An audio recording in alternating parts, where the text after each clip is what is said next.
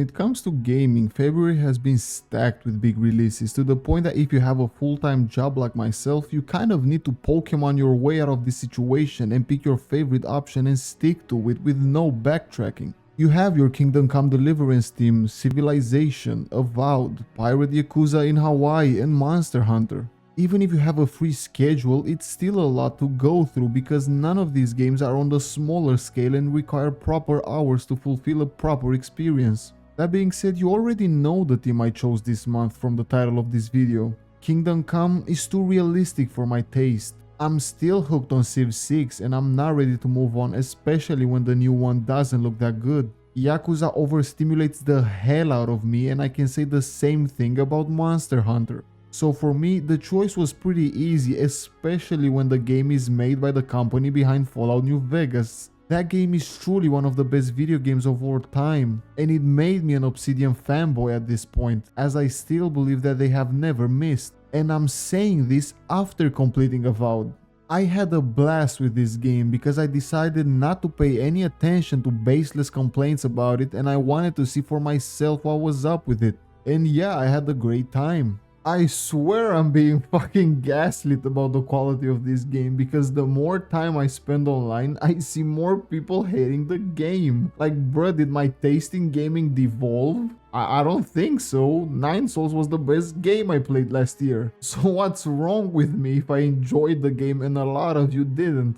Anyway, I don't think Avowed is just okay. It is definitely not mid like some people portray it to be. I think Avowed is a good game with a lot to offer. It is not perfect, obviously, and it's not worth $70 as it has some glaring problems, so in this review I want to showcase the good, the bad and the ugly of Avowed, keeping everything spoiler free. Now, addressing the elephant in the room, I will also refer to the comparison that this game cannot escape, and that is obviously Skyrim. Look, the title is not really clickbait, but it also is. Stick with me for a bit. Comparing Skyrim to Avowed is like comparing apples to oranges because the only thing they have in common is that they're fruits, and in our case they're both fantasy RPGs. It would be unfair for both these games to be put face to face with the other one because both of them have different scopes and go for different things. The only reason I'm fitting into this narrative is because whether we like it or not, any fantasy RPG cannot escape the legacy of Skyrim and will automatically be compared to it. That being the case, I want to have my fun with this pretext. Sure, let me compare these games and see what one does better than the other, and also emphasize why this is irrelevant whilst people lose their minds regarding this. Just play both, that's the TLDR. Is Avowed better than Skyrim overall? Fuck no, but you knew the answer. But does Avowed blow Skyrim out of the water on a lot of aspects? Yeah. That being said, if you're offended by my controversial take and title, feel free to dislike the video as I committed the biggest sin of not sharing opinions. If you enjoyed Avowed or are interested in playing it, stick around and let us discuss in the comments. If you didn't like Avowed and would like to have a civilized conversation, also feel free to comment. I appreciate you being here either way, and I would love if you'd stick around, so subscribe if you want to see more of me for whatever reason. And without further ado, Avowed is pretty peak, and let me tell you why. As I've already mentioned in its presentation, Avowed is your standard fantasy RPG set in the vibrant world of Pillars of Eternity, which I'm not going to comment on as I have no history with that series, filled with interesting races and creatures that you can explore at your own pace. The art style adds personality to the game and the graphics are beautiful. There are plenty of gorgeous vistas and the world building is done right with how the map is pieced together. When it comes to its genre, Avowed falls in line with the rest. Good character creator that allows the player to get immersed into the world? Check. P.S. Try not to get offended by the pronouns, please. Simple premise that throws the protagonist in an unfamiliar setting? Check. Distant land where danger hides around every corner? Check. Interesting companions that make your experience not so lonely? Check. Mysterious forces that guide you on your path? Check. The ability to play how you want to play and be who you want to be that translates to great replayability? Check. That's basically the baseline when it comes to the RPG formula, and Avowed pretty much checks all the major boxes. So if you're a fan of RPGs, you know what you're getting into, especially when it comes to Obsidian RPGs, because Avowed is really familiar in many aspects to games such as Fallout New Vegas and the Outer Worlds, in the best ways and the worst ways. I think Obsidian found a winning formula that allows them to pump out games at a consistent rate, and although I think they have not reached the highs of New Vegas yet, I will never complain about more games coming out, especially if the level of quality is there. They kinda needed to put this more time in the oven though, so maybe an extra year for the development time wouldn't hurt. On the other hand, if you're not an RPG or Obsidian fan, Avowed doesn't reinvent the wheel and keeps everything familiar, therefore you won't find anything revolutionary here that will change your perspective. Look, I'm not saying that Avowed is basic, I'm just saying that it's formulaic, however it spices up the formula quite a bit with its unique additions. And I'm about to get more into these additions that make Avowed the great game that I keep hyping up, but I am a tell me the bad news first kind of guy, so I'm saving the best for last. That being said, one important aspect that Avowed misses the mark on, especially when compared to Skyrim, is the exploration. Having played so much Skyrim along the years as I still come back from time to time, I have to say that it is the worst 10 out of 10 game I have ever played. Where I hate so many elements of Skyrim, from the combat to the story, but I still think the game is basically perfect. And how does this contradiction work? Am I a hypocrite? No, it's the exploration. The feeling that you are free to go anywhere, venture into a random cave that turns out to be a sanctuary of a fucking god or something, is truly irreplaceable and makes Skyrim the masterpiece that it is. Yeah, Avowed doesn't have that. First of all, Avowed is not an open world game, it's the old classic open zone game, where you have big open areas that are separated from one another by loading screens. Picture the Outer Worlds. So if Fallout was originally Skyrim with guns, even though Fallout came first, Avowed is the Outer Worlds with swords. The several areas are big enough so the experience doesn't seem linear, but the illusion of an open world breaks really quick when you track a quest on the other side of the map and the quest marker is 300 meters away from you. Everything is 2 steps away and there is no urge to venture towards that ominous structure in the distance. It helps the pacing though, because fast traveling feels almost needless due to how fast you get to your objective, so you get to organically map out the entire area, which also helps the immersion. When it comes to traversal, Avowed also has quite an emphasis on parkour, surprisingly. Unlike Skyrim, Avowed doesn't go for the vertical scaling of cliffs and mountains and opts to build paths that incentivize the player to parkour their way to the objective. This aspect cannot be summed up as intuitive, as sometimes you won't be able to jump on surfaces that look scalable. Invisible walls are back with this one. The biggest sin that Avowed commits though regarding its world is the absence of the sense of wonder that really limits the fun factor when it comes to exploration, because you don't have that inclination to lose yourself in the fast open world and ignore the story whilst exploring random crypts. And that is also another thing that Avowed is missing. Random fucking crypts. I didn't rush the main story and I did my fair share of exploration. That being said, I don't remember stumbling into any random cave that caught my eye outside of a side quest. I spent the majority of my time exploring, just killing random mobs outside, and the only time I would venture underground was during a quest, and that's because nothing came into my point of view that would direct me on a random side adventure. We make fun of how the map in video games force feeds you content by highlighting everything of interest, and we lose that sense of wonder because of it, but I cannot help but think about the endless times that a cave or a village popped up on my compass in Skyrim and I dropped everything I was doing to see what's up with it, and that made the exploration aspect unforgettable. In the case of Avowed, I cannot say the same thing because there is nothing out there, and if it is, I don't think the player is organically directed towards these points of interest. And you know why is that? Because the scope of the game is not as ambitious compared to Skyrim. Maybe I'm saying the incorrect word when I say ambitious, but I don't want to undermine the effort that went into making Avowed and the lack of resources that force the developers to create something of quality at a smaller scale, then bite more than they can chew and create something soulless and empty for the sake of the size. I want to respect the scope, but it doesn't help their case when the game is priced at $70. I don't know if this is a budgeting concern, I don't know if this is a creative concern. All I can say from my experience with the game is that Avowed lacks the depth of similar games in the genre. As I mentioned, one glaring aspect is the decision to not go full open world and separate the map into sections at the detriment of the exploration. Another big one that would not infuriate me that much if I didn't know Obsidian is this shit. You can't kill NPCs in this one. Why? From the developer that emphasized the importance of player choice by letting us kill everyone in Fallout New Vegas and the Outer Worlds, we now have something worse than the essential NPCs from Skyrim. What happened? Is the political climate of the world too hot that I'm not allowed to practice genocide inside video games anymore? Where is Yes Man?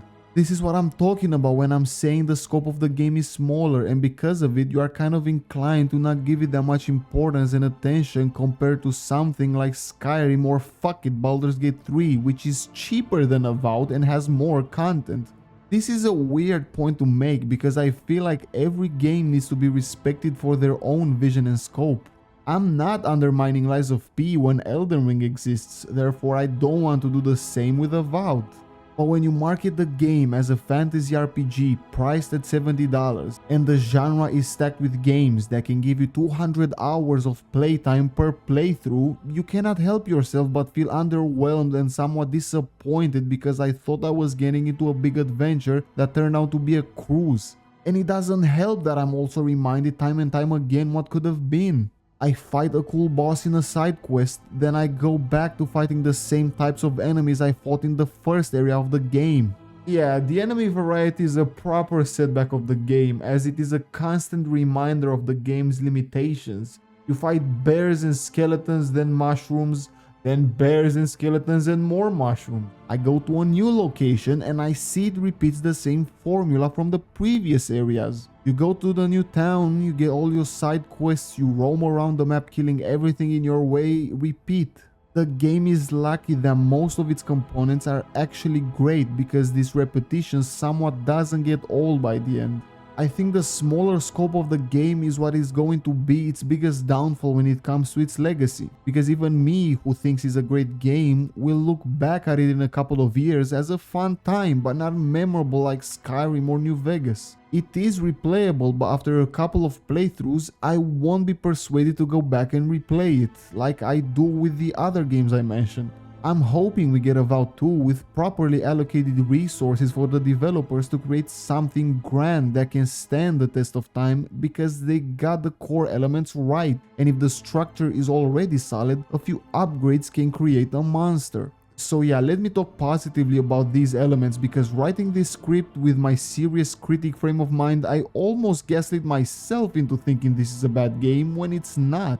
I loved Avowed. Why? Well, the combat would be the first big thing. Bruh, the combat of Avowed is so good, I don't know what to tell you. It's methodical but fluid. It's slow and fast at the same time. It's precise but forgiving. It may seem like I'm just throwing words at the wall hoping some of them stick, and it's half true, not gonna lie, but I also think that's how I can describe the combat of Avowed the best. It's everything Skyrim's combat wishes it was. Because yes, the combat of Avowed obliterates Skyrim when it comes to the gameplay loop.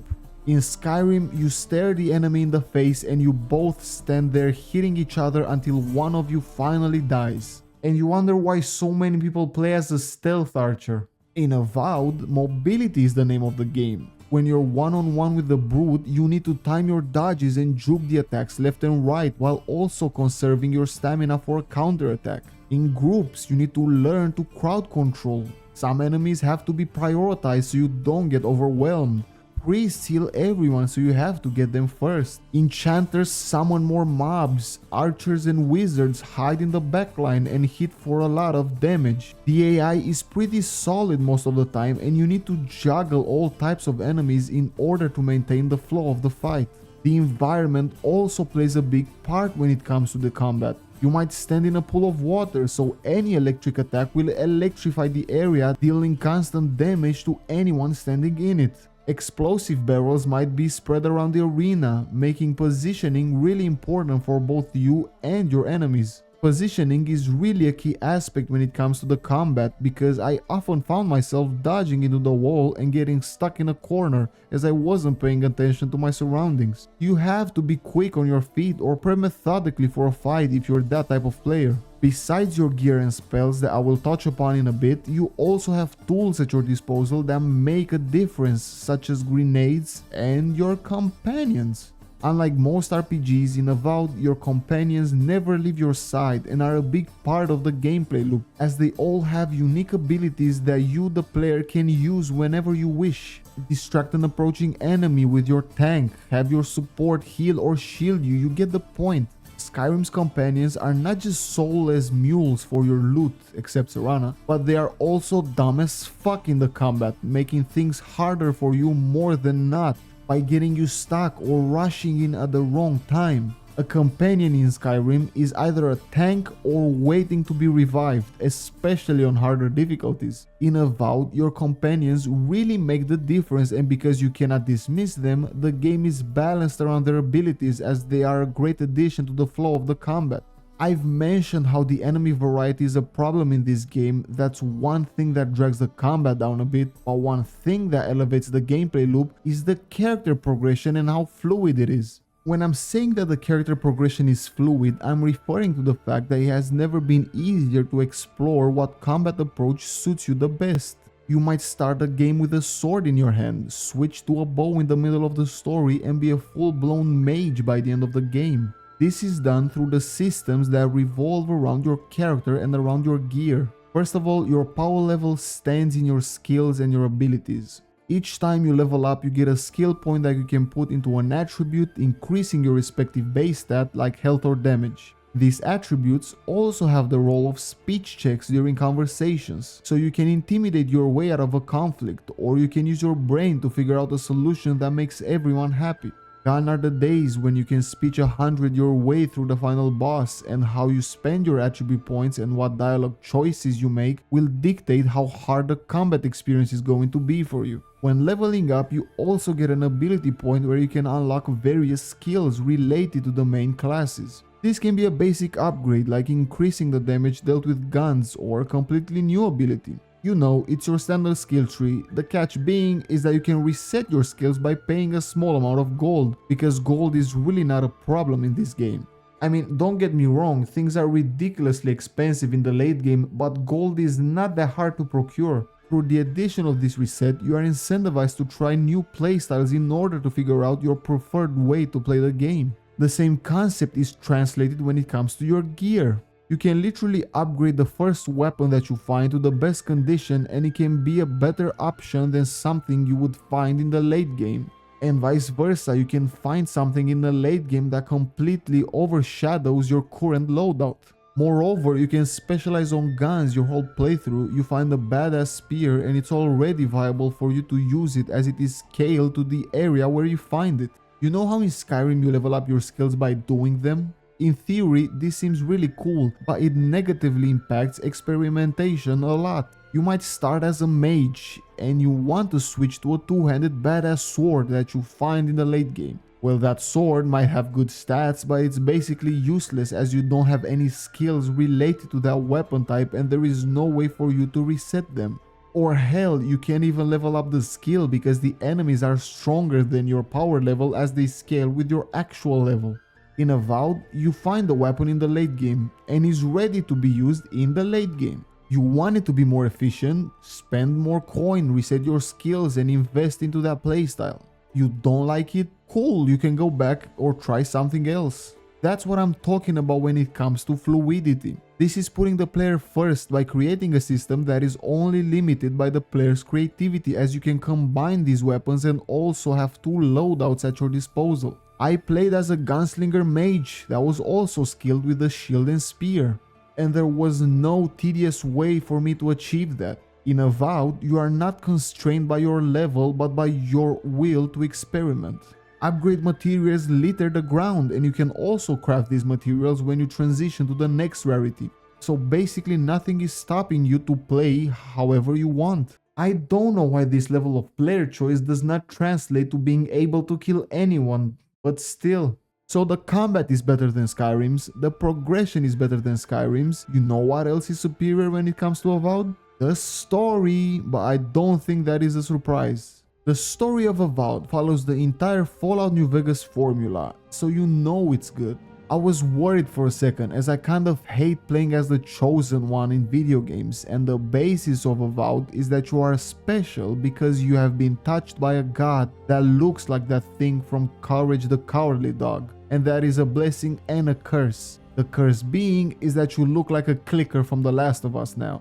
However, Obsidian did its thing, and the main role of the protagonist is being an envoy sent by the Emperor to stop a plague that ravages the living lands. You're basically somewhat of a courier again, delivering the solution for a bigger problem than you could have imagined.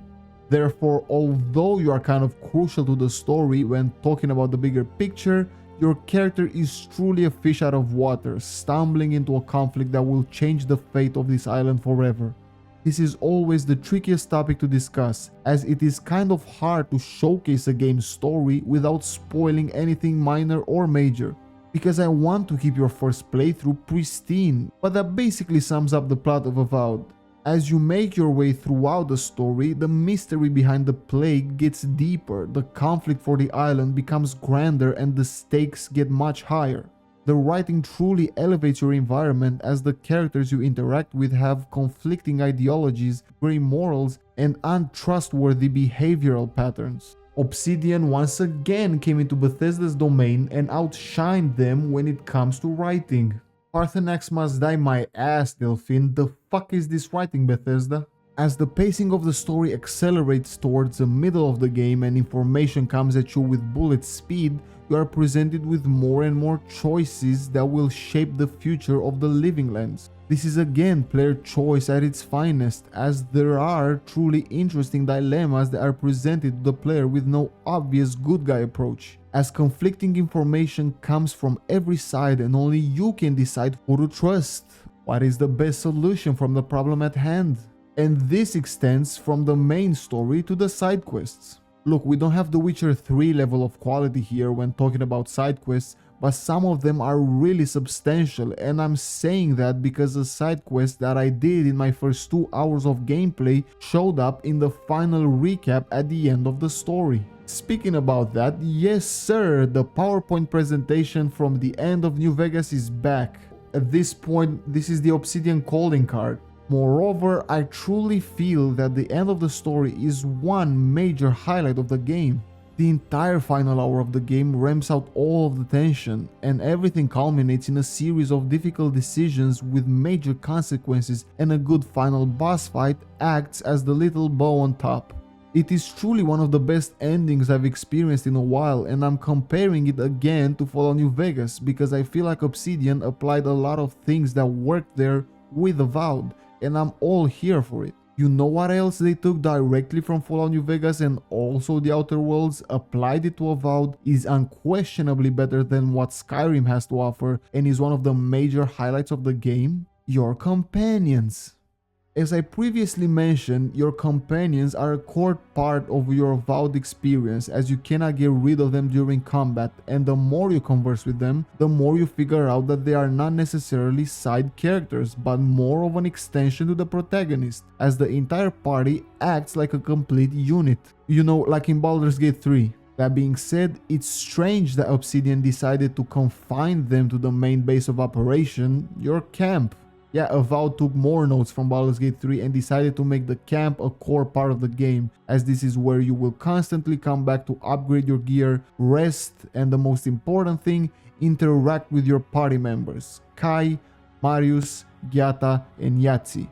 These 4 have concentrated the best of the writing in the entire game, as each one of their personal quests dives deep into dark places and captures heartfelt stories. The time you spend bonding with them is truly a highlight of the game, as learning what makes them tick is fascinating. You see them grow and develop in real time, and with your guidance they can receive compelling resolutions if you spend the time to do their personal side quests. Kai is the tank/bruiser of the group, and his gameplay reflects his personality, being this overprotective mercenary that hides a heart of gold.